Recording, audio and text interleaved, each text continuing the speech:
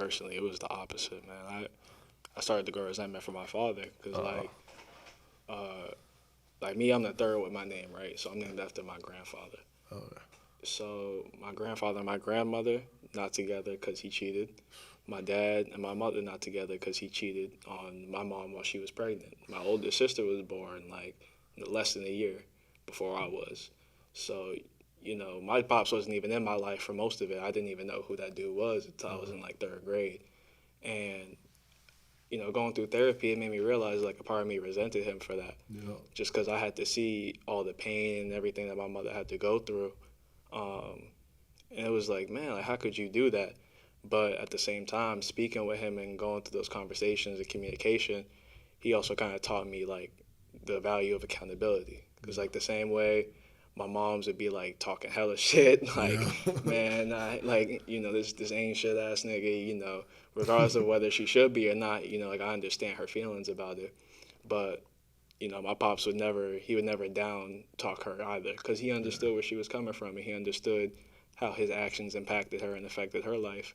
And rather than try and pretend like he's the victim or pretend, he didn't do something, he took accountability for it, he moved forward with his life, but he also still tried to play a part in mine. So, that communication, that accountability, that shit is very important. Yeah. Because I think my resentment for her came from me resenting him Hmm. because I never knew the full story. And I still don't know the full story. Like, I actually have my plan is to actually make a documentary. Hmm. I want to actually meet my dad. I found out my dad, I'm the only boy out of all of them. So Okay. he has a daughter. Well, I got a sister that was not by his wife, which is a couple months older than the one with his wife.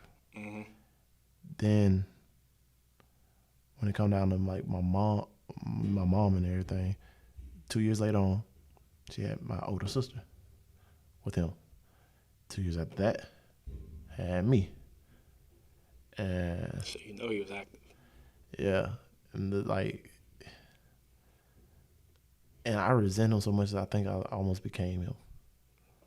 And I ain't peeped that. I thought I was resenting my mom, but I resented both of them because I was like, bro, I need my dad when my granddad died because I was like, bro, this is a time when I start talking with girls, start talking about sex, start doing this, that, and the third. I'm in high school, like, bro, I really had piece everything else together by my friends and their dads. So I was like, man, the time I needed a male figure in my life, I had no real male figure in my life. That's some real And shit. and I blame my mom for not having a male figure around, but I ain't feel right by blaming my mom because it's not her fault. Hmm. I'm like, yeah, I don't know the situation in the fullest, but now we're going through therapy. I realize, man, her hurt reflected onto me a little bit, and I reflected that onto her because I had nobody else to blame.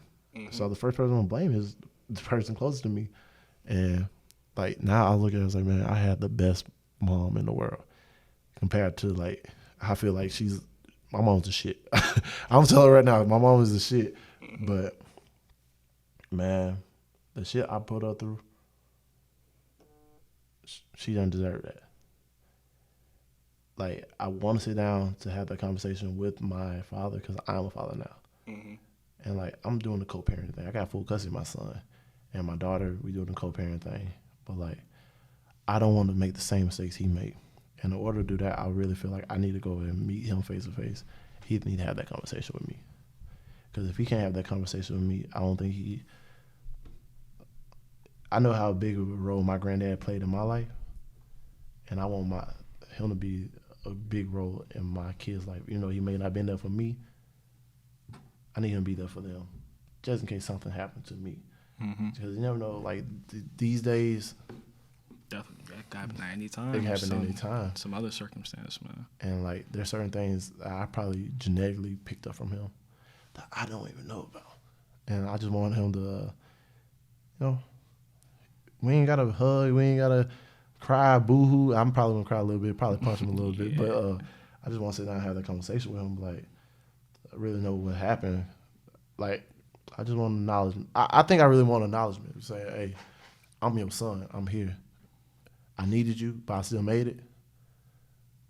But I need you now so you can teach me how to be a better father than you was to me for my kids. Mm-hmm. So like that, I don't want my kids to go through the same trauma that I went through by not having one parent. Even though my son is going through a similar situation because his mother's not there for real. But I let him know, like, man, you can come talk to me anytime. Even though he only sick. I sit down and have a conversation with him so that no matter what happens, like he can feel comfortable. I'm telling him, don't lie to me. Only thing, just don't lie to me. If you did something, let me know. Let me know. I won't be as mad as if you lie to me and I believe you, and then turn around and figure out you're lying. Mm-hmm. Then I gotta whoop your ass. Yeah. I'm old. Hey, my mom was old school, so I gotta be a little old school too. See, yeah, I understand. Like, man, for me personally too, like, for years, I didn't realize it, at least until I was like about to graduate high school.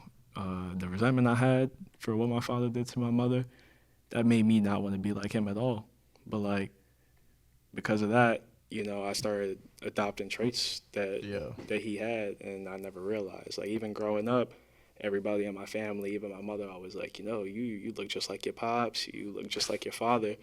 And then you hear all these things, and like you know the situation, and then you like, damn, man, like I'm not trying to be that dude. Like Exactly. I'm not trying to do the same thing that he did, because that shit sucks.